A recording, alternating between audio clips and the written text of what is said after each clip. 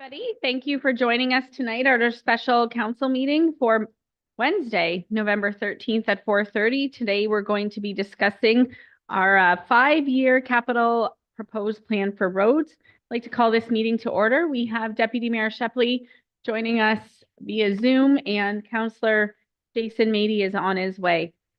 We acknowledge that this land is the traditional territory of the Three Fires Confederacy of the First Nations, comprised of the Ojibwe, the Ottawa, and the Potawatomi peoples, and of the Huron-Wendat peoples. We value the significant historical and contemporary contributions of local and regional First Nations and of all the original peoples of Turtle Island who have been living and working on the land from time immemorial. Are there any declarations of conflicts of interest from members of council this evening? Seeing none, I need a mover and a seconder for the special council meeting agenda for November 13th. Moved by Councillor Verbeek, supported by Councillor McGuire-Blaise. Any questions? Seeing none, all in favor? And that is carried. And we'll go to our Director of Infrastructure and our Manager of Capital Works and Asset Management. Thank you, Mayor Bondi, and through you, thank you very much. I'm just going to have the presentation pulled up for you and the public. So just to give you a heads up, if you check your email, I did circulate this presentation earlier today so that you would be able to follow along without having to squint at the screen. You forgot your glasses and you can't see as well like me. So this project is a culmination of multiple years of work. It's a file that it's something that we've been doing internally for years, but bringing it to a forum that's available for the public and council is something that we're here to present to you here tonight. So this is something that we've been working on since 2023 as part of our strategic plan. This project's a full team effort, so it involved many departments and many divisions within infrastructure services. And although it was a full team effort, it was led by Capital Works and Dave's team, which required a lot of coordination of many individuals and a lot of data. Next slide, please. So the first thing I wanted to discuss was the tie to our strategic plan. So in our 2023 to 2027 strategic plan, we did have 2 action items that we can check off tonight as part of this 5-year capital plan. One being action 1.2, which is to complete a 10-year roads forecast with prioritized list of required future road projects and projected costs. So in your capital plan, you will find that there's a 5-year capital plan for roads with another 5 years of priority roads that need to be addressed over the 10-year horizon. And then there's action 1.4, which is to complete a 5-year capital forecast for future water, wastewater, and stormwater projects, including funding model options. So in essence, we're able to say that we've completed those as of tonight.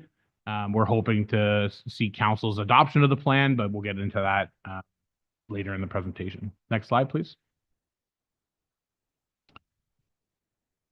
So this is something that council has seen before as part of your roads presentation, but it's always good to reiterate and remind council and the public of how big the town is and what comprises our operations. And as a former mentor always told me, know your numbers. So these are the town's numbers. These are the types of things that we like to keep track of. So as part of our asset management plan, we know that we have about 324 kilometers of roads in the town. About 276 kilometers of those are hard surface and the almost 50 kilometers of gravel roads.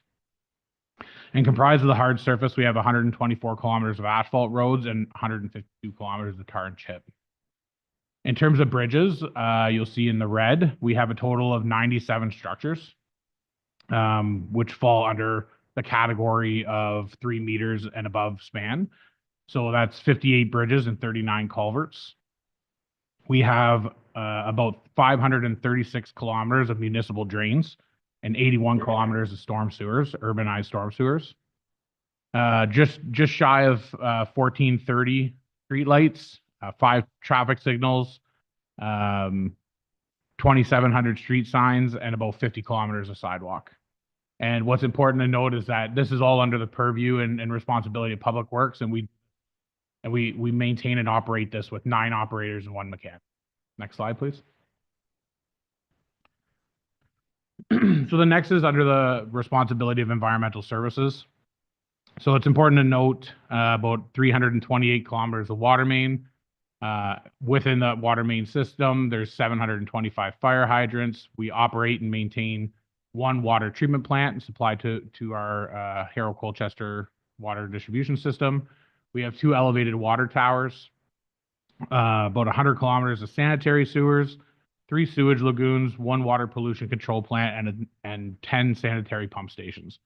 And this is all under environmental services, which is comprised of 4 water operators and a long-term contract with Aqua as our operating authority for wastewater and water treatment plant. Next slide, please.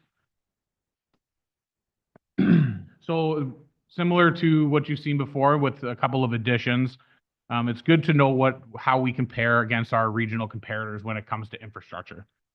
So if we look at our regional comparators in Windsor-Essex County, Essex actually ranks 3rd for the most roads in the region. Next slide, please. We rank 2nd for the most water mains in the region, aside from Lakeshore. Next slide, please. And in correlation to water mains, we typically see that land size is about the same in terms of water mains. So we are the 2nd largest municipality in terms of geographic area in our region as well. So as you can see, Lakeshore is the highest, hence why they would have about double the water mains and double the land size. However, next slide, please. However, Essex actually ranks last in terms of residents per lane kilometer of road. So when you assess our population and how many lane kilometers per road, we actually have the least amount of residents per lane kilometer. Next slide. We rank last in terms of how much money is collected from taxation per lane kilometer of road. So this is obviously how we fund our roads projects. So this is a major comparator to be aware of. Next slide, please. And finally, we actually rank 2nd last in terms of population served per kilometer of water main. So when looking at these statistics and how we collect revenues compared to the infrastructure that we own, you can see why Essex would have such challenges municipally when it comes to collecting monies and completing infrastructure projects.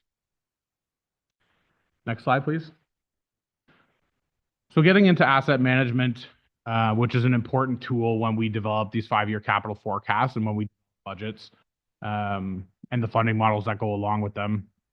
It's important to note to council and the public that this document is vital to completing our 5-year capital forecast. We have to remain in accordance with Ontario regulation. We do have to remain compliant with them, which requires dates, and it has everything in there that talks about what we have to include in our asset management plan. But in our latest core asset management plan for core assets, we did conduct a significant effort to analyze risk and criticality of our infrastructure, life cycle strategies, and assess levels of service. So we did in our 2022 plan assess our current levels of service. The next plan that will actually start looking at our proposed levels of service as well as our non-core assets. Next slide, please. So just a snippet of the core assets in terms of our asset management plan. The town has about $621 million worth of core infrastructure assets. When we look at what you can see from the slide, there is the breakdown of our assets. So you can see that roads, which it obviously makes up the highest amount of replacement costs at about $205 million, is a significant asset for the town. Our water main system as well is very significant, especially when you're looking at it from kind of what goes into a wastewater system in terms of conveyance and treatment, followed by bridges and culverts, and finally stormwater. But what's important to know from this slide is that stormwater at $65 million does not include municipal drainage. So this only includes the 81 kilometers of storm sewers that I mentioned earlier, but it does not include the 536 kilometers that we maintain on behalf of the residents, part of the Municipal Drainage Act. So, um, so an important thing from the slide to note is that about 279 million, or about 45% of our total assets, are dedicated to roads and structures. So when you're looking at that in comparison to $621 million, it's very critical that we fund and plan appropriately for our road projects. Next slide, please. So further breaking this down into roads, we like to pick on roads because it is that big asset that we own, and it is something that is obviously a politically driven topic, and something that we hear a lot about, especially since it's the visual item that people use on a day-to-day basis that they can experience, right? When you turn on your water or flush your toilet at home, you just expect those things to work. But when you're driving down the road, you can judge the quality of it. So it tends to be something that people do like to talk about or can provide positive feedback on. So when we look at the roads assets, HCB and LCB, what those are high-class bitumen and low-class bitumen roads. So in essence, what those are asphalt roads and surface treatment roads. The reason that they're called that are because you can have different makeups of those roads. So we've explored the cold roller cycle. We've looked at a couple other green technologies that would fall under the low-class bitumen road. So there are different categories within those, but for the purpose of the discussion, LCB is tar and chip and HCB is asphalt. So you can see that we have about $110 million worth of asphalt roads in the town, and about $50 million worth of tar and chip. And another important note from this slide is that this does not include the 50 kilometers of gravel roads that we own and maintain. The reason that they're not included in the slide is because gravel roads don't really have a replacement cost. So we don't really, when a gravel road reaches its life cycle, we don't replace it. We just continue to maintain it forever and ever, which, that comes with an operating cost, but not replacement capital cost. Next slide, please. So what this slide shows you is the condition of our assets. So when we're looking at those core assets, this is a good image of the overall condition of each category. So you can see bridges and culverts having no poor or very poor assets are one of our best maintained assets, which is primarily due to past administration and past councils, aggressive funding of that asset and taking priority over those. Our roads and roadside are leased, and then progressing up stormwater, wastewater, and water, getting better as you progress up the scale. What's important to note here is that 80% of our assets are in fair or better condition. So we're in actually quite a good shape in terms of our good quality assets. But we do have some that are really falling down on the scale. Some of that being intentional, because there is a point in which Dave will kind of get into it in a later slide, in which you kind of let that asset fail because it's gone past a certain point and it's beyond preventative maintenance. But Dave will get into that a little bit in his slides. Another important thing to note is that roads make up a majority of the poor and fair assets. But we have to keep in mind that it's also our biggest burden in terms of life cycle investment. So what it costs us to actually maintain, replace our roads, it has the greatest burden on us from a financial perspective. So it's not unusual when we compare ourselves to other municipalities to have our roads and roadsides be that challenging asset for the town. Next slide, please. So now I got all of that stuff out of the way, which I have to mention because I would be remiss if I didn't constantly bring up asset management and how critical it is to the organization. So we can get kind of more into the nitty-gritty of a 5-year capital plan. So I'm going to start by saying, the purpose of this capital forecast is to set a schedule and to set a priority for the renewal of our critical infrastructure. It's to look at the implementation of growth. So how does the town manage growth? How do we plan for those future projects that are going to be impacted by that growth? However, very difficult to determine because we don't have the time frame, and we're really guided by the market, right? So we can't control when developers complete their project, but it's important to plan for those things. It's to ensure that cost and schedule certainty for projects. So knowing in advance what those projects are going to cost us, help our organization prepare for those financial costs in the future. Financial planning and fiscal responsibility is always key, especially for municipalities who have fairly flat revenue streams and we don't have a lot of sources of revenues to tap into. So it's really important to know what those critical projects and large costs are going to be in the future. And the one that's probably the most important, if other than financial planning, is communication. I know that that's extremely important to council as well, is to be able to communicate to the public and to understand the future projects that are coming, to be able to speak with information and guiding the public in doing these projects and when their roads will be done, when their water mains will be done, when they'll be impacted by the town's infrastructure. What's important to note, though, when it comes to capital forecasting, is it's just a plan. It's a very fluid plan. So the intent is that this plan will change annually for us. And we know that it will change annually because as time goes on, priorities shift. New strategic plans are issued, new studies, new master plans. All these different things will impact our ability to do these projects. Funding is also a very large piece of that.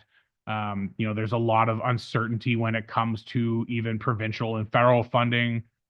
Grants are becoming more and more difficult to obtain, especially for any grants that are related to existing assets. So we're seeing a lot of grants that we're seeing a big shift over the last half a decade from the province and the federal governments away from replacing assets that we already own, because the logic is that your asset management plan will be there to replace those assets.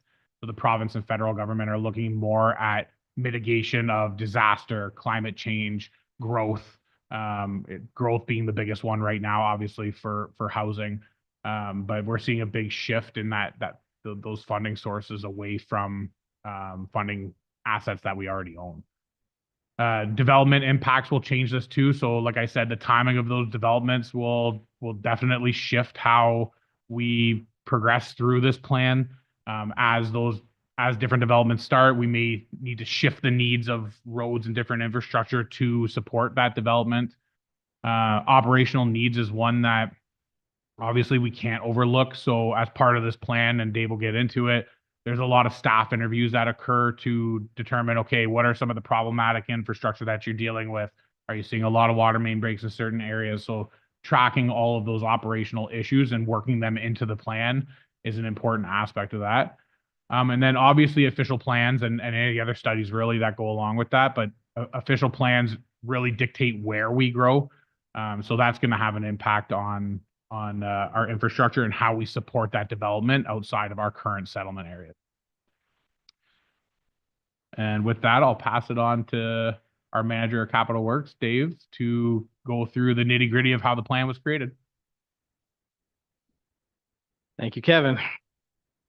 So our capital plan is going to discuss the different type of projects, which we have categorized into the following topics: reconstruction projects, roads, specifically hot mix asphalt, roads that are surface treated, bridges, sidewalks and trails, water mains, and storm sewer. We'll also briefly talk about sanitary, but I'll get to that when we get in the slide. It's not really a priority, and I'll explain later on that. But for the 5-year plan, we have $53 million in capital projects proposed over the next 5 years. And of those, 43.4 million are related to roads and bridges, just to kind of give you an idea of where the money is being directed within our capital plan.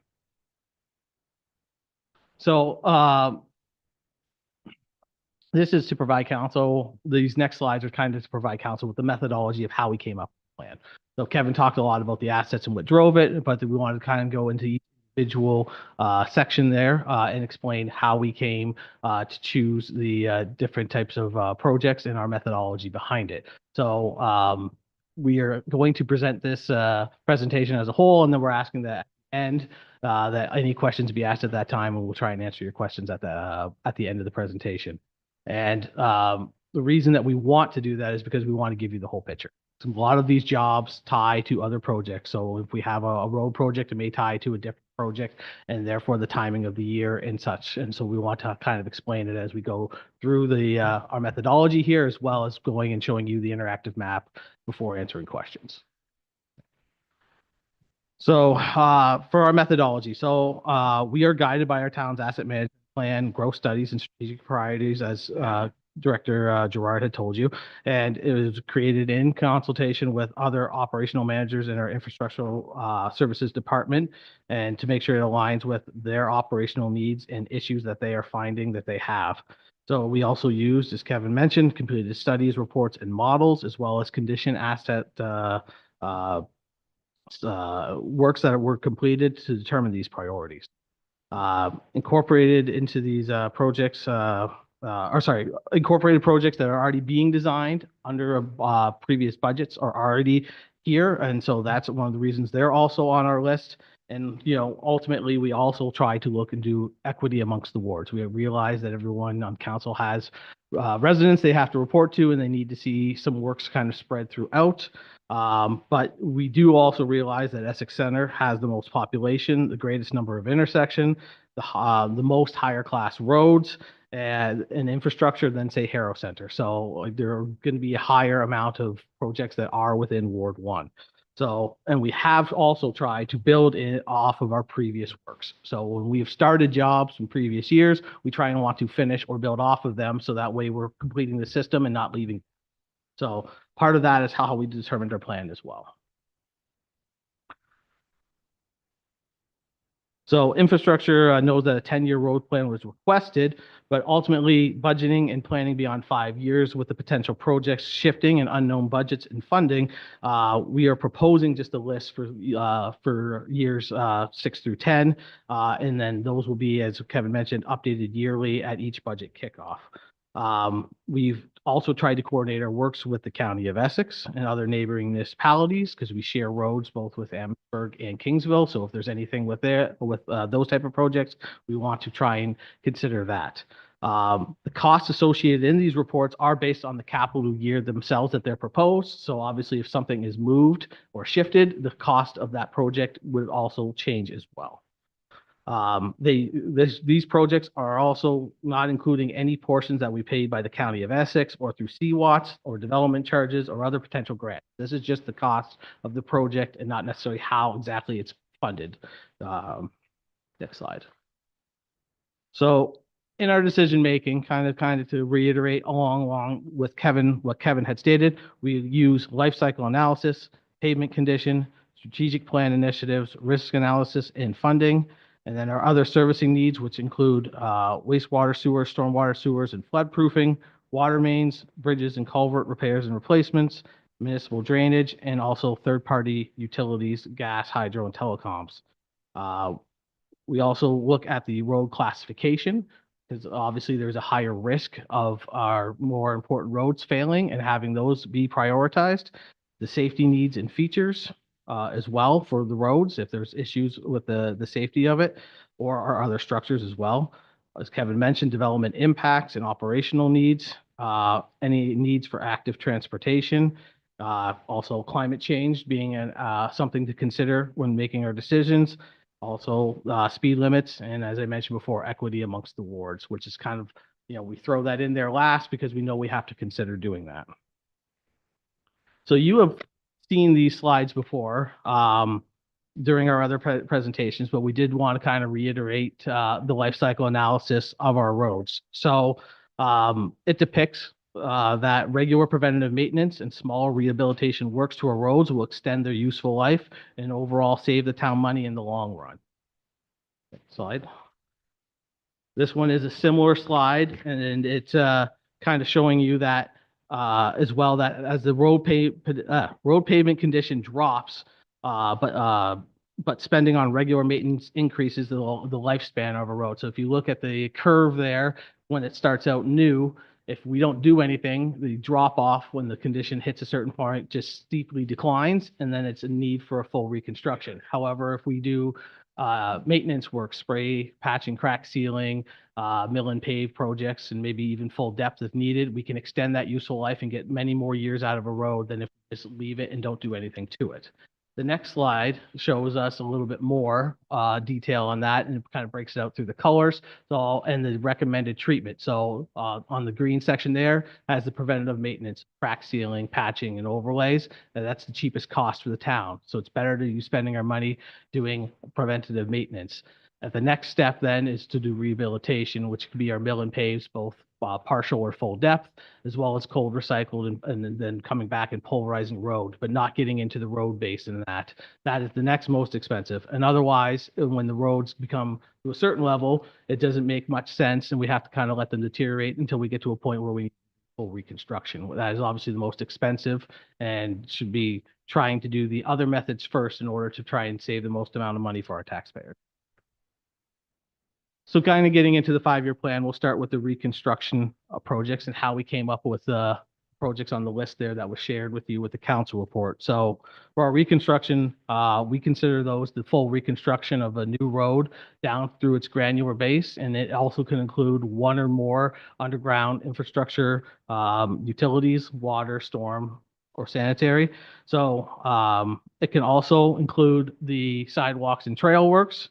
But it does not have to include adding curbs to the road, right? We have many urban rural roads that do not have curbs. Not all areas within Essex and Harrow Center and even Colchester have the grading that will permit us to add curbs where we're not having to build swales in that in order to collect stormwater drainage. So a good example is in Essex is the Bell, Thomas, Harvey, Medora area, right? Those are one of the roads that are on our reconstruction list, but we would not be proposing to put curbs in there because the grading for the lots would not allow it without severe road cut and higher expense, and it doesn't make a lot of sense when we can just improve the stormwater management in the area. We also tried not to include any reconstruction projects that are expected due to development. It's kind of hard for us to speculate when these developments move forward. And so we tried not to include them, but as Kevin mentioned, obviously our 5-year list is fluid and can move depending on what the needs are. So we did include one though on there that I'll highlight, which is Hanlon Avenue extension because of the need of the connection from Fairview to County Road 23. And we are hopeful though that we can get that one timed with the development and that the reconstruction or the construction of that can be coordinated.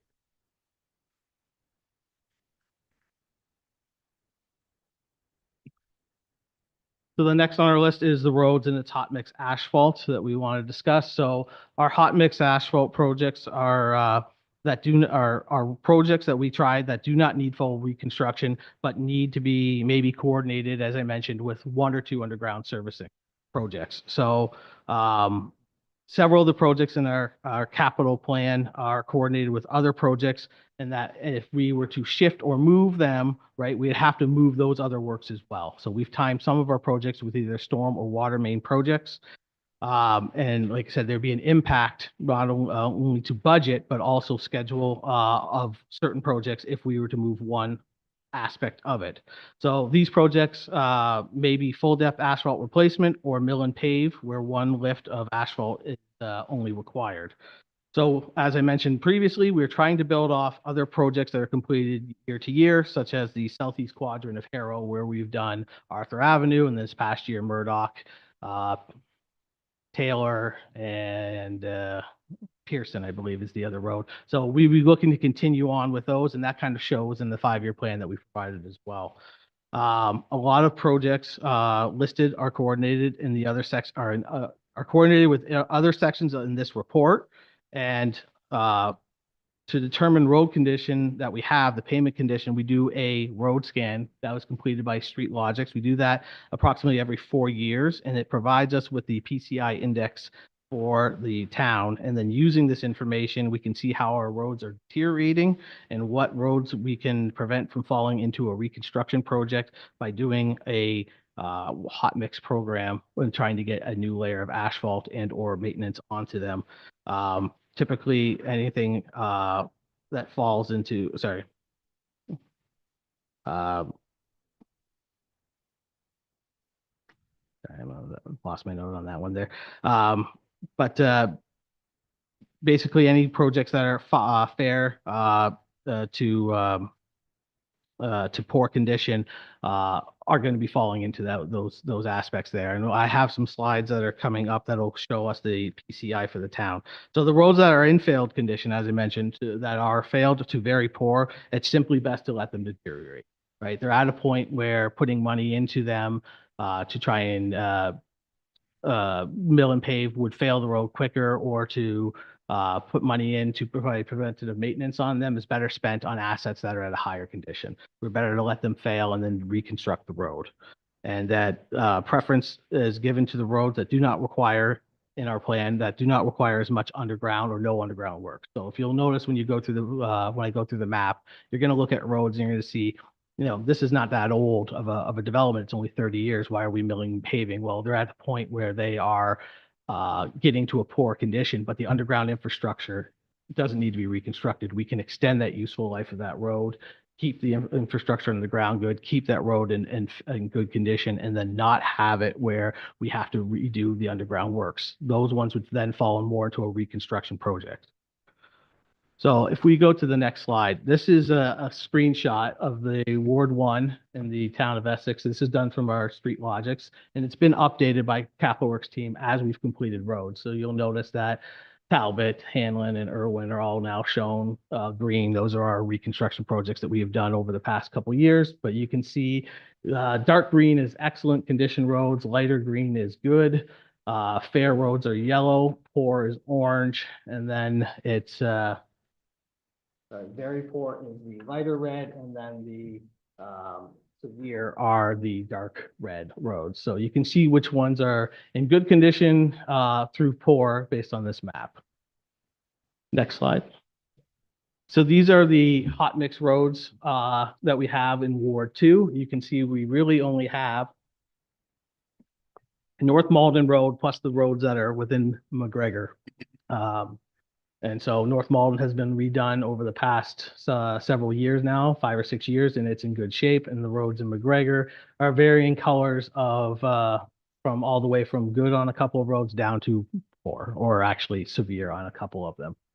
Next slide, please. Going into Ward 3, there's more roads here that are hot mix asphalt, including some residential roads that fall off of between the County Road 18 and the 6th concession, as well as a road off of the 4th concession. And then we have the Smith Road that we share with the, sorry, Smith isn't shown. It's the Fox Road and Wright Road, which we replaced this last year, Dunn Road, and then a lot of the beach roads that we have out there, which we don't necessarily own all of those roads, or we don't always maintain those roads. There's different levels of service for each one of those. On the next slide, we kind of get into Harrow Center now. So in Harrow, you can see, once again, we have a varying shade from roads that are in excellent condition down to some in severe poor condition. Next slide. Yes. So for the next on our list is surface treated roads. So for our surface treated roads, they're also scanned by Street Logics using their scanning equipment, and they are given a pavement condition index as well. So generally, our surface treated roads are only in wards 2 and 3. And then the surface, there's only a few residential asphalt roads in Ward 3 that Infrastructure Services is looking to lower down. It's noted in our 2029 portion. These roads don't have any curbs. They're a rural section, and the roads all around them are surface treated. So that is in our 5-year plan as well. So I have screenshots as well showing you our PCI index from Street Logic. These are surface treated roads for Ward 2. You can see most of them are actually in fairly good condition in Ward 2. We have only a few roads that are rated in poor condition, and mostly in fair to good or excellent. Next slide, please. In Ward 3, There we are. And Ward 3, we have a combination of roads. We've just finished doing Ridge Road to fix that, and we have proposals to fix several of the other roads in our capital plan that are orange and red, but a lot of them are still in fair to very good condition. Next slide, please. So for bridges, as Kevin mentioned, our bridges are the town's best asset, essentially. 2/3 of them are in very good condition, and none are below fair condition. The upcoming structures that we have proposed in our capital plan are pretty expensive replacement projects for some of our larger bridges that we have. The town uses an outside consultant to perform inspections. By the Ontario Structures Inspection Manual, OSIM is its known standards, and all of our bridges and culverts that have a span greater than 3 meters, they're checked every 2 years. So, and that's required by legislation. So as part of that work, a report is produced and comes up with a priority list. And then I can tell you from looking at the list from our 2022, we've had one this year, but it's been updated based on what we proposed. So, but from our 2022 list, the majority of the bridges have been completed or planned to be completed over the next coming years. Next slide, please. For our sidewalks portion of our capital plan, the report includes both new projects, because there's a few known projects that we know we want to connect within our system, and replacements for the most part. We also put in our Sea-Watch trails into our capital plan, and these are split in our urban areas at a 60% cost to the town and a 40% cost to the county. The costs that are shown are the total cost, not the split out cost that would be for the town. So they would reduce to the burden onto the town of Essex. So like our hot mix asphalt program that I mentioned, we are trying to build off of what we've done. So if we fix sidewalks in a certain area, we're trying to continue on to have a nicer network and not just trying to piecemeal it here and there if we can help it.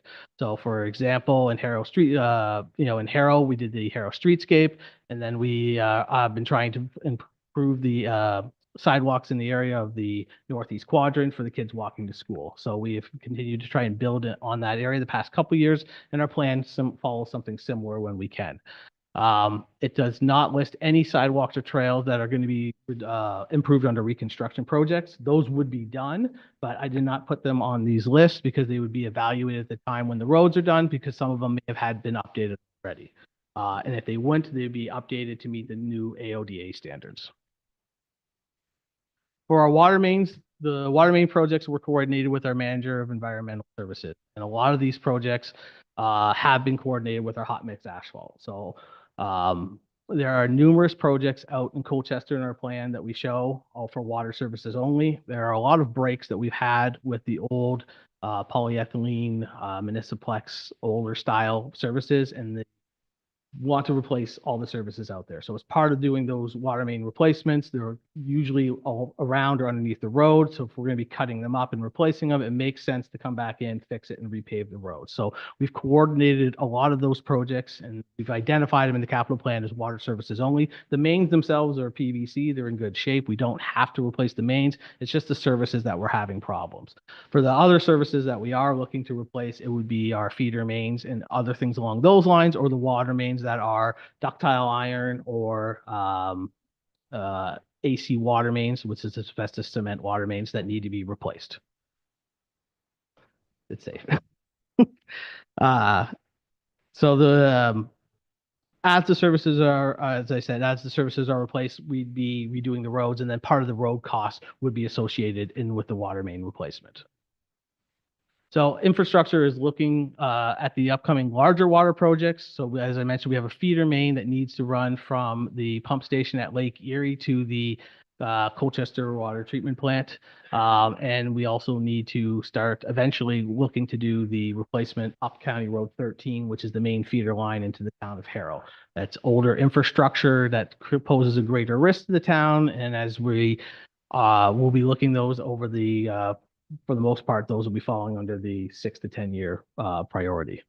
The water main design RFP was put out this past summer, and we're coming to council, I believe, on Monday for an approval of that. So we've done a had our water main projects based on this 5-year plan, put out for design, so we can start to have the engineering done, so we can hire a contractor and when those capital year budgets come up to assign the water main, so we can start getting these replacements completed.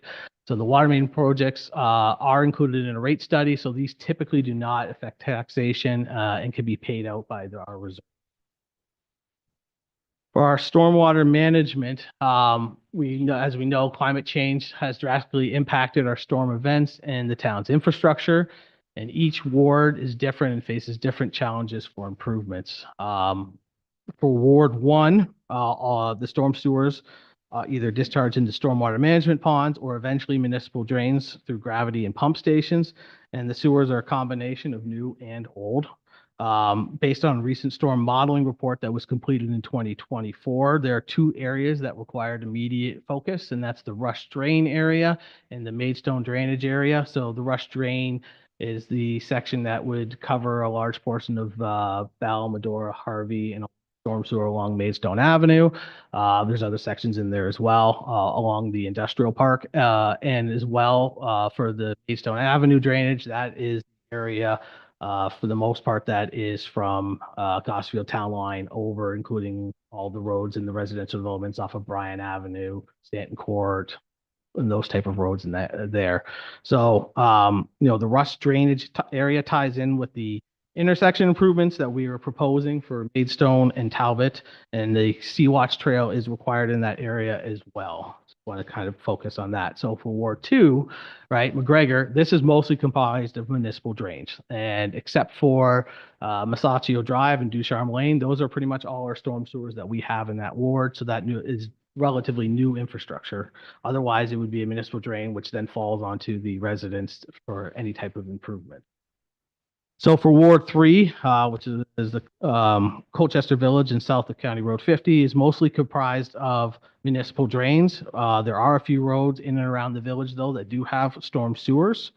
And for Ward 4, it's pretty much all storm sewers discharging into municipal drains. And there, the sewers in the southeast quadrant are newer, which is why focusing our hot mix asphalt paving in that area, because we didn't have to do the underground infrastructure improvements on those roads. But for most of the majority are old red clay tile in need of replacement, and improving these storm sewers to a 5-year level of service, which is our town standard, would only provide a slight improvement. I know they've been hit by a couple of 100-year storm events recently and that, but ultimately it's the conveyance of the water where it's going to. And realistically, a municipal drain has a 2-year level of service. It can only handle so much flow coming to it, and getting there by overland flow methods is not always achievable. Storm sewer projects proposed in this plan are built off improvements from one phase to another typically, and are also being tied to our proposed reconstruction projects and our hot mix asphalt projects. And delaying one project once again potentially would affect another project on this list. So, and our best approach that we've tried to do is to fix the sewers at the outlet first and work our way down the line so the water has a place to go that's sized for it appropriately. It doesn't always happen that way. The Maidstone catchment area, that includes our Irwin Avenue, right? Irwin needed to be reconstructed. We did the 5-year level of service for the storm sewers, but ultimately it's not discharging at that rate because the sewers down Bryan, where they lead to, haven't been improved yet. And based on our 5-year plan, we have failing infrastructure there. It needs to be fixed, right? So ultimately, that one's a little bit backwards, but hopefully at some point along the way, we'll flip it around and work on the outlet and come our way back. For our sanitary sewers, as I kind of mentioned, it wasn't really listed on or within our 5-year plan, but I did want to bring attention to it because there's no project listed. So for our sanitary infrastructure, these were mostly installed by the Ministry of Environment back in the day, MOE, which is now the MECP, back in the 70s and 80s, and that infrastructure is only due to be replaced in about 15 to 30 years, based on an expected 80-year life cycle. So the town does complete flushing and CCTV inspection for our sanitary sewers when we do each reconstruction project. And if there's something that does need to be fixed, obviously we would fix it at that time. So we are checking on them before we reconstruct a road, but so we don't have to come back earlier than expected to replace that infrastructure. Infrastructure also did not list any projects that are development driven, as the town does not control when these projects would move forward, such as pump station improvements. But as you've been made aware, obviously, if we move forward with the development at Harrow High School, there are some pump station requirements that need to be done. We did not throw them in on here because if something doesn't happen and something doesn't trigger it, we wouldn't move ahead with those works. So we're going to flip over now to the interactive map. I'd like to take you through that to kind of go through our 5-year capital plan. I'll get Shauna to flip that over. And I'm going to be kind of going through this plan, but through the map, trying to show you the different projects based on the different sections.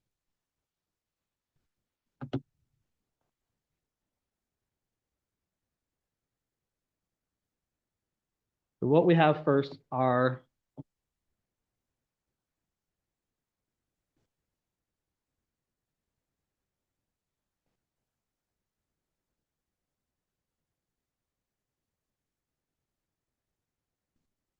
our reconstruction projects here that are proposed. So pink lines are our previous, are proposed in 2025 are blue, 2026 green, purple is 2027, 2028 is red, and 2029 is orange. Yellow are anywhere in our beyond our 5-year for our 6 to 10 year.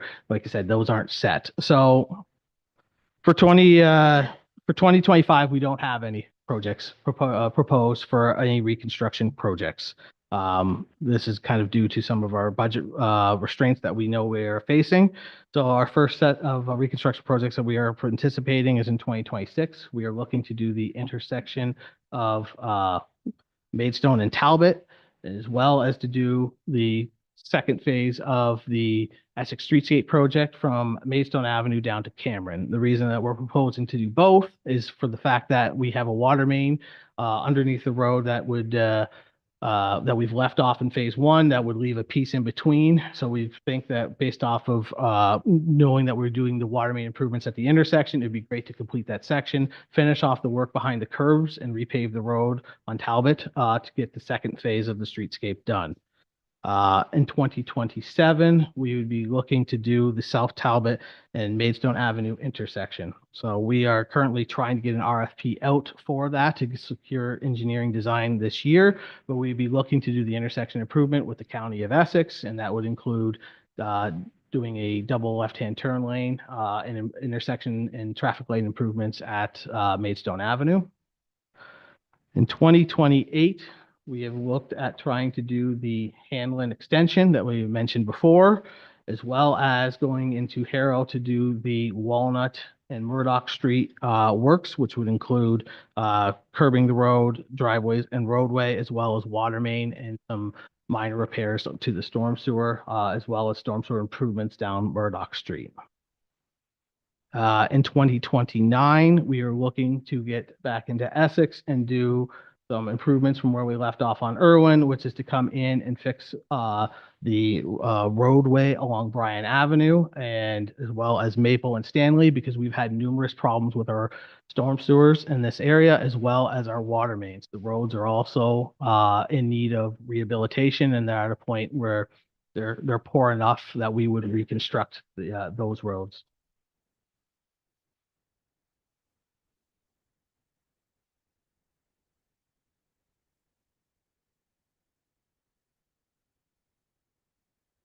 Sorry about that. Then our priorities list from 2029 to and post 2029. So we also have Gosford Town Line and Francis Court. So that's the section here in Essex. Maidstone Avenue from Gosfield to the roundabout. That is due to the improvements noted in the storm sewer that we need to make down. And then, yes, we have the intersection that we have done at Maidstone North or Gosfield that was needed for safety, but the amount of interruption there should hopefully be minimal to the works that have already been completed. We have Arthur Avenue from Talbot Street to Gosfield Town Line. And Essex Streetscape Phase 3 is on the list as well. These are not in any particular order, just so you know. These are just the list that we are going to try and draw from as well. Maidstone Avenue from Talbot Street North to Gosfield Town Line needs to be done as well. Talbot Street North from Hopgood to Maidstone Avenue. And then we have in Harrow, pretty much the quadrants is how I've kind of said it. The northwest quadrant here needs reconstruction projects for a majority of it because of the red clay tile storm sewers, as well as ductile iron water main that we have in the area, and the roads are in deteriorating shape. We also have the northeast quadrant that needs work, and I know it's didn't show up on the list. I think it got erased by an accident, but the south quadrant needs to be done as well. Moving into our hot mix. For 2025, we are proposing for our projects to do Park and Oak Drive and Tully Meadows. Those roads there are in deteriorating shape, but we're at a point that if we can mill and pave, we can extend the useful life. And once again, the infrastructure in that area is in good shape. This is one of the reasons that we are proposing it. We are also looking at Kingsway and Earl Court. Once again, the infrastructure there is in good shape, and the road is at a point where it could use a mill and pave. And we have Fox Street out in Ward 3. So we had done Wright Road this past year, and we want to look to continue that road. And we want to do the small piece of Gore, turns that from tar and chip to asphalt because of the high traffic, because everyone kind of does that bend. So we're looking to do a Cyrene and pave like we did on Wright Road. We want to do Twin Gables Drive. So on this one here, it ties to a water main project that we have for that RFP I mentioned that we're looking to assign. This would be the first job that would be designed. We'd be looking to put this one actually is a water main replacement for this one is I believe a ductile iron water main in the area. And so we'd be looking to replace the water main and pave the road. And then continuing on in Harrow, we want to build off where we had left off and complete Fernwood, Woodland, I think it's Traleen and Murdoch Street. So the roads in blue here. Once again, the infrastructure is in good shape, which is why we're proposing to do this as a mill and pave job as well. For that area, because of the sand, though, we found that the base course asphalt was not in good shape either. So we recompact the granular that's there and do a full depth replacement instead of just a mill and pave on those roads. For 2026, it is a reconstruction project, but we would be doing it. It would be the Maidstone Talbot intersection would be done, as well as the Streetscape Phase 2. It's not showing up here on the plans, but it was mentioned in the reconstruction.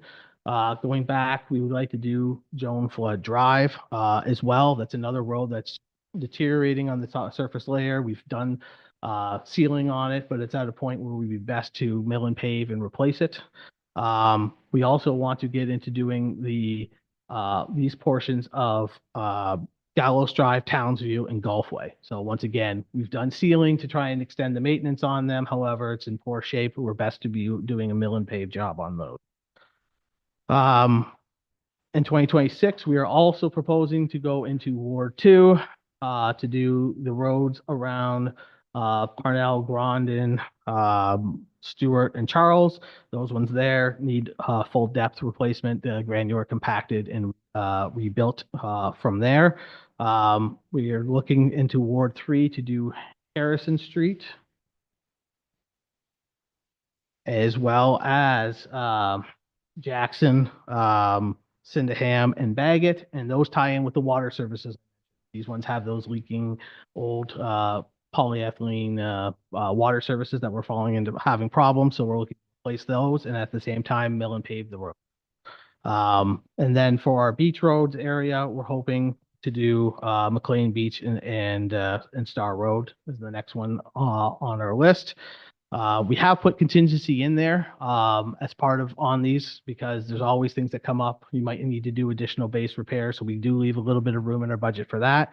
And depending on how things go, like we did similar this year, we might take a job from a previous year and move it up and put it as a provisional item so we can start to work the list faster if we get decent pricing, right? We've been working with the County of Essex and it's been pretty successful at saving us some money. So like, for example, I'll use the 2026 year, Joan Flood Drive. I will likely, if I can, put that as a provisional item. So that way we could have that work done because it's a simple mill and pave job. Something along those lines, we maybe moved up a year. If it doesn't work, then it makes the next year, assuming the list and capital plan is approved. So moving into 2027, we had mentioned the South Talbot and Maidstone Avenue intersection. So once again, it's not shown as a reconstruction, but the asphalt there would be redone. We are then looking to get into Bell Avenue, Brock, and Thomas. So we had proposed doing Maidstone Avenue with a storm sewer. I'll show that later on with the Sea Watch Trail. That storm sewer being improved, improves the outlet, as I talked about doing first, and then we would be looking to try and build off of there. So Bell and Thomas and Brock, we would look to update the storm sewer. The water main there is in good shape, so it'll only be a single underground service, but we'd be building off of a project from a storm sewer later on, and we'd be repaving these roads. I mentioned in my presentation, we're not looking to do a full reconstruction and have it where it is curbed. It would just be full depth, recompact, and with some grading on the road, and then 2 lifts of asphalt there to bring the roads up to excellent condition again. We also have the Ferris Road out in Ward 3. So this is near where our operations plan is. We have a lot of trucks going in and out. That road is deteriorating pretty badly with the winter control and other services that we do. So this road is in need of a full depth removal, mill and pave essentially, but full depth. And then going back into Harrow, coming into the southeast quadrant, Sunset, Dubas, and Cooksey. And we have that on this stage is there's an anticipated development in this area. The expectation is hopefully it will go to construction over the next, hopefully this year potentially. And if it does, it would be, they'd be running over the roads, right? So we don't want to replace them before then. So hopefully they're mostly built out at that time. And when they're ready to do surface asphalt, we would try and do these. So we put it in at 2027, depending on how the development moves forward, knowing it's coming, this project could potentially be pushed back or the priority shifted. All right. And once again, contingency is put in on the project. For 2028, coming into Essex back again, we're proposing to do Irwin Avenue. This needs water main replacement in this area from Environmental Services. We'd also look at the storm sewers at the same time. And it kind of ties in with work that is going to be done along a Sea Watch Trail along County Road 23 because the water main needs to be replaced. And it'll show it on a later slide. Basically on Talbot Street out to the limits of the town, the water main would be replaced if there's a Sea Watch Trail proposed. So that is all kind of following in 2028, ties into another job. Once again, going back here to continue our storm sewer improvements on Harvey, Albert, and Medora. Once again, same thing as what we're doing on Bell and Thomas and Brock would be to do the road with the full depth. Going into Ward 2,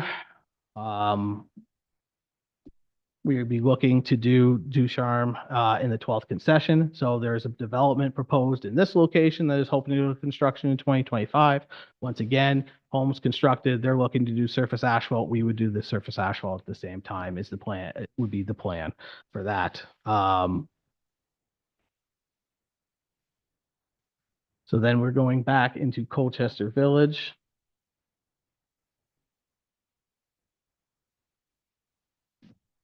Once again, replacing the water services would be, and then completing the road works so that we would be doing a large portion of Colchester Village. So we'd be looking at Jackson, Sydenham, Bagot, Clitheroe, and Sullivan Street here.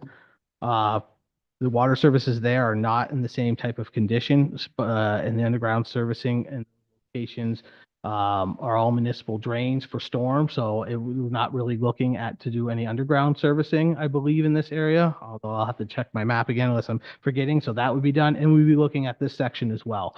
So we'd have a large portion of asphalt work to be proposing on Jackson, Draper, Sydenham, and Bagot on the northern portion of the village. We'll be continuing to try and do a beach road a year, so we'll be coming in and doing the section where water services need to be replaced as well. Wawa Crescent, Wabasso, I don't even want to try that. Shadow, Dasi, and Kaoshik. I apologize for totally killing those names because I no. And then we'd also be coming back into our reconstruction projects once again, where we have Walnut Street and Murdoch Street now with the reconstruction project being done in 2028, tying in once again with the storm repairs, but mostly water main improvements. We would also be trying to do Selleck and Grant up at the north side of the town.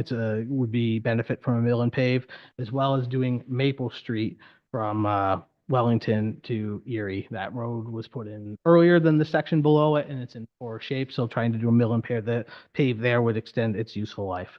And tying in with one more water main project, though I'm not seeing it here on the map, but maybe it's because it got shifted and I missed it, but Cinesac. So Cinesac would be proposed. There's a water main ductile iron here. The rest of the section has been updated to PVC. So we'd be looking to try and complete that last section and improve the road at the same time. In 2029, okay. Fair enough. So, well, maybe I won't go in as great detail because there will be some questions. So, but we do have a list of roads proposed in wards 1, 2, and 3.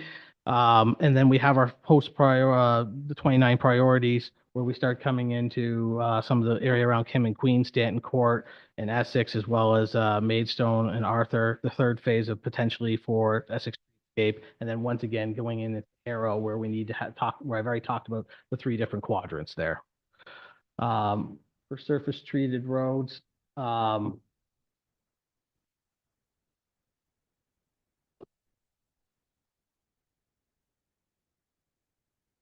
just going to kind of show you just the whole kind of map there, just briefly go through the plan there. So our main reconstructions are Eiler and Huffman, and we're doing single lifts on Pinkerton, South Malden, the 13th and the 6th for 2025.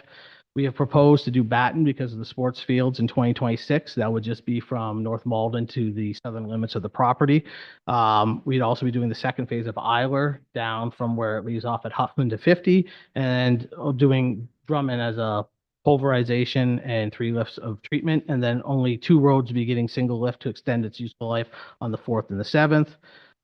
Brush and Walker Side Road are supposed to be getting single lifts planned for 2027, as well as the 12th concession from Parkside Drive. We have then starting off doing Gore Road. We're looking to do that as a cold recycled road with 3 lifts. And then we have Ferris, half of Smith, because we share that road with Amherstburg in the 4th concession.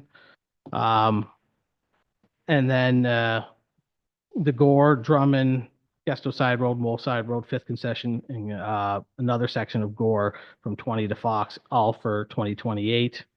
In 2029, we had the 14th concession, but we also have listed roads that we are proposing to decrease the level of service. So we have those residential developments I told you in between the different concessions there, every other road around it, off the 6 and others are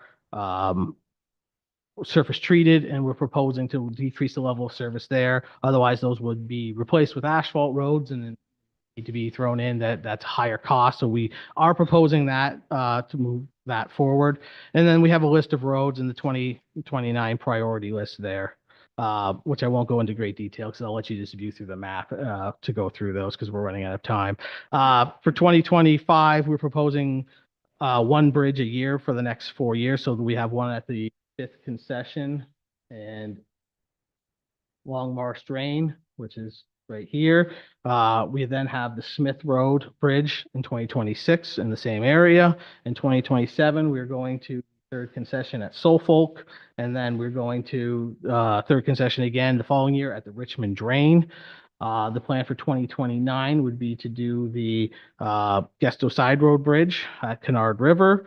And then we also have in the plan engineering for the next few years. So a lot of those structures have already been designed, the ones I mentioned, but starting in 2028, we need to start doing some engineering again. And then we have some of our priorities here listed that come from our OSIM report. Those are the 5 structures that are post 2029. For the sidewalks and trails, I won't go into all of them because it'll take too long, but basically we're gonna, yeah. I think I'll leave it there. Thank you. Thank you. Just stay here in case we have some questions. Questions, comments from members of council? Councilor Verbeek.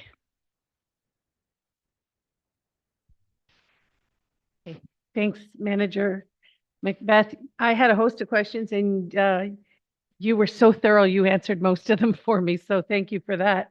I'm just wondering about, I guess this is to Mr. Gerard too.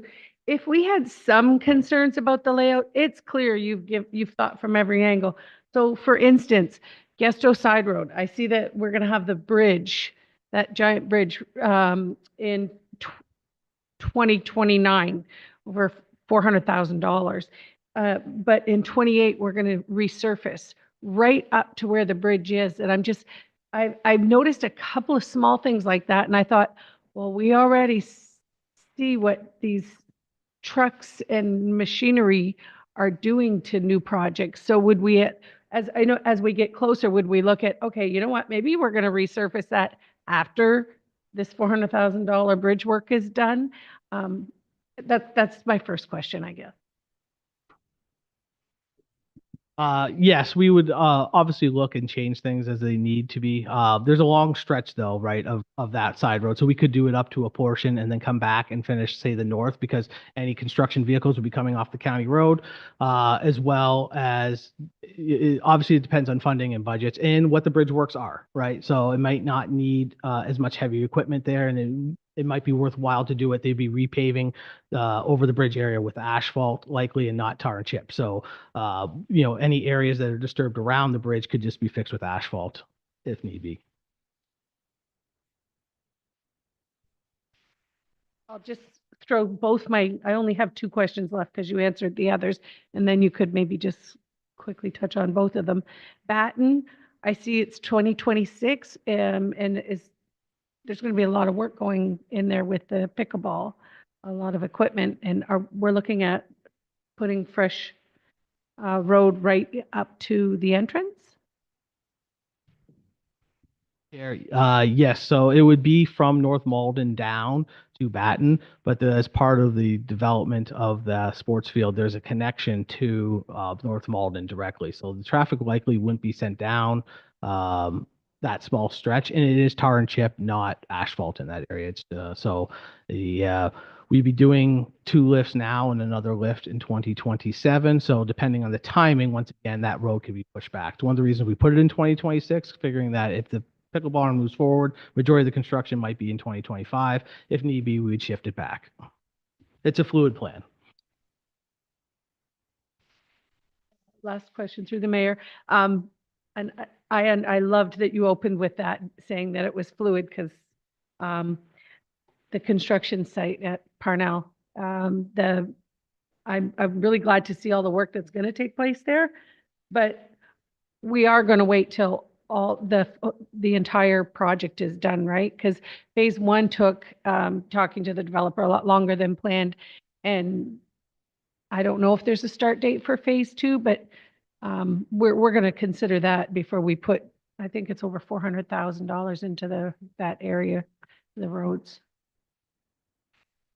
Yes, we would definitely be considering any second phase that gets proposed at this time. As of right now, they don't have sanitary allocation, and I believe they're looking at other means. So if we know that that phase is coming, we would delay those works, or at least part of the works, and keep them to a certain area, and then reconstruct those at a later. Sir Garen. So I'm guessing that Walnut North, as well as Sinisac and those areas are all included in the north east and northwest quadrants then? The oldest roads in Harrow? All of them together? Through the chair, yes, those are. And Eiler, you said to 50 is slated for when? So Eiler to 50 would be proposed from County Road 20 to Huffman in 2025, with in 2026 down to County Road 50. Those would be with cold recycled and 2 lifts, and then in 2027 they get a 3rd lift over the whole thing.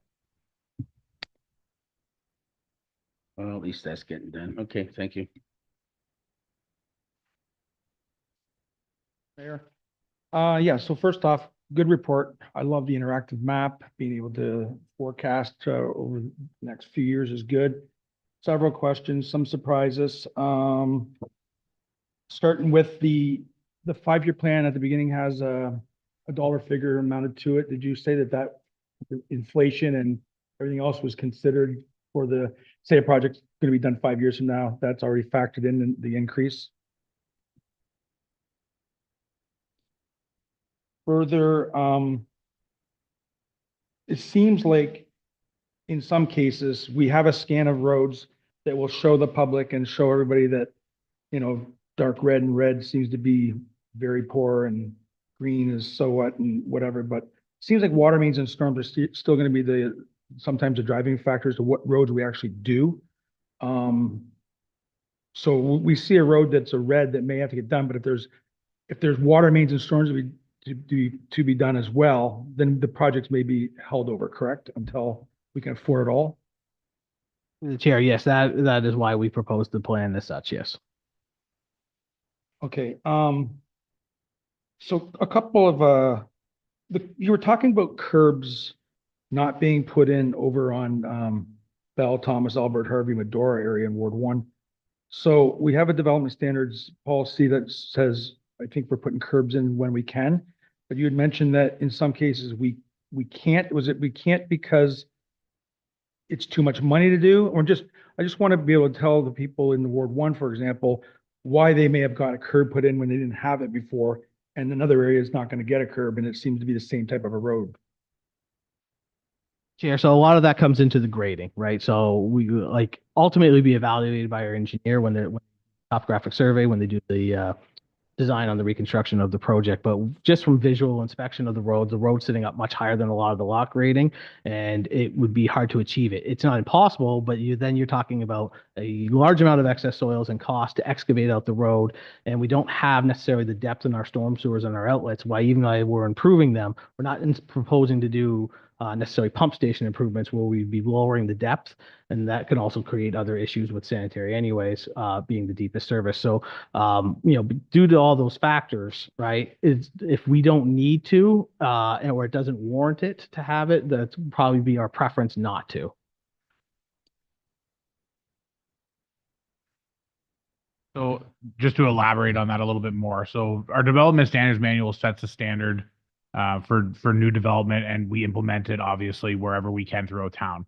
But the key aspect to that cross section is that we want all the water to flow through the road, and we want it to pond and flood the road before it ponds and floods private property. Because what Dave's explaining is that because of the way that the infrastructure is placed under the ground there, we would actually have to build up the road higher in order to create that cross section, which could potentially have a negative impact and flood out the private property, whereas we want those roads to flood. So those are some of the challenges that we run into when we do that. What we would require in order to build that urbanized cross section is significantly more infrastructure dollars to build deeper sewers and pump station like Dave's explaining. But our first priority is to ensure the protection of the private property and make sure that that road floods and not the private property. Further that, then, yeah, that explains it. That's something we can explain to residents when because they will ask, right? Why here and why not there? So now it's a little more understanding. So a couple of things I'm a little bit surprised about was in Ward 1 specifically is some of the timelines on some of the roads, like the side and the sidewalks. The sidewalk on Maidstone and South Talbot not being done till 2027. Seems like we've been talking about it since McDonald's was put in, but that kind of surprised me. The Hanlon extension in 2028 really surprises me. The fact that we have to do Joan Flood, that seems to be a relatively new road, but then we have roads like Millen from Victoria to Laird that are red or deep red, and they're not even being touched in the 5-year plan. That part of the road kind of surprises me. And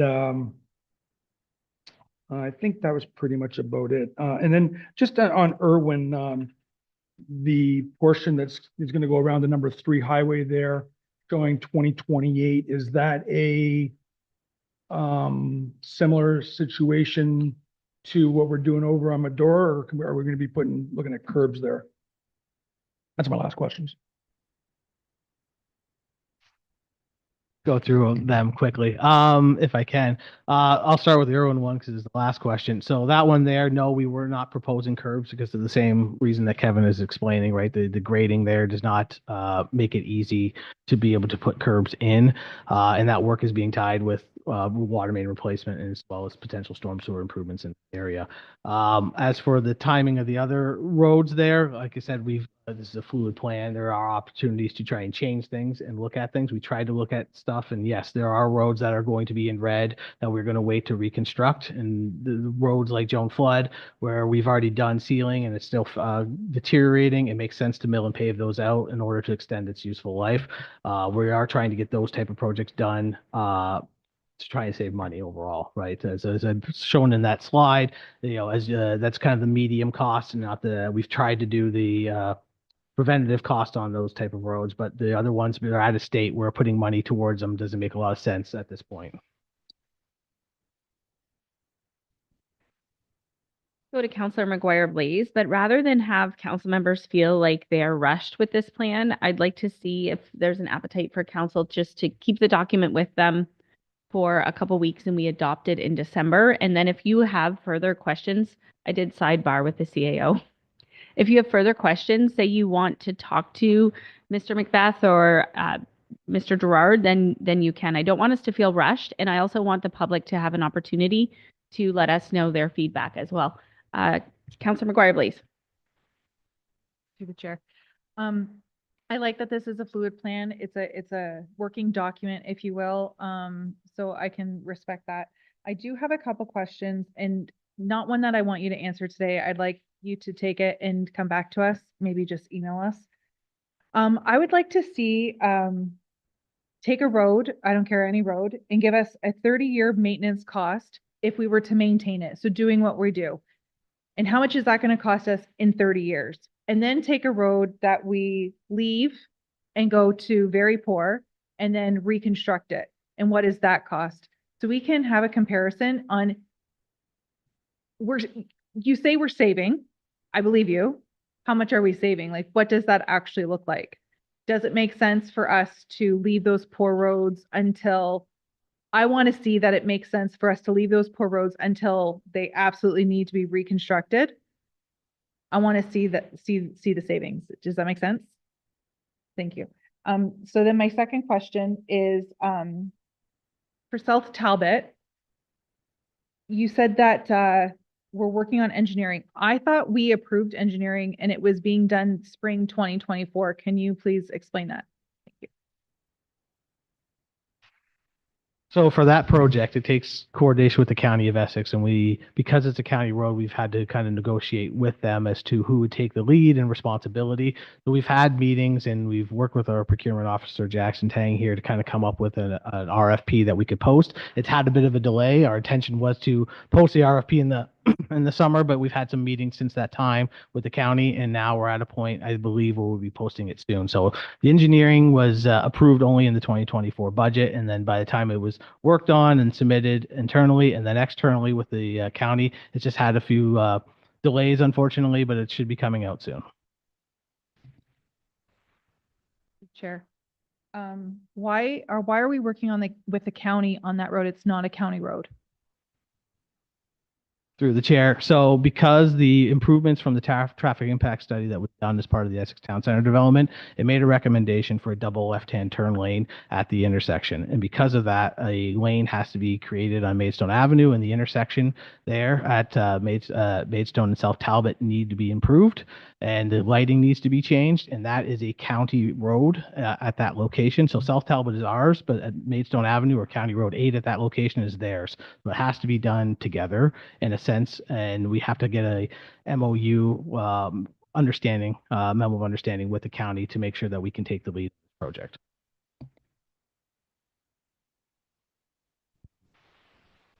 Okay, thank you. Oh, Director Gerard. To just mention that that although this was approved by council in 2024, that budget did include a funding source from the County of Essex as well. So they are actually paying 25% of the total cost of that design. So that was all part of the original plan. Unfortunately, with the delays, we just have to negotiate with the county on who takes the lead, and that's where we're at now. Thank you, Council. Council, you have a couple of decisions. We can support it tonight in principle as presented, or we could support it at a future council meeting if you want to give time to digest it or get public feedback. Up to you. Just looking for direction from council. Councillor Guerin. Future's good recommendation. Councillor Guerin moves that the Capital Works and Asset Management Plan be received and that council adopt the 5-year master capital plan at a future council meeting, the first council meeting in December, supported by Councillor Mady. Any questions on that motion? Seeing none, great work. I think it's good. It's a really good start. It's optimistic. I hope we get it all done and then we can do even more. So all in favor? And that is carried. Thank you. And I need a motion to adjourn. Moved by Councillor Allard, supported by Councillor Guerin. Any questions? All in favor? And that is carried. Thank you for joining us tonight.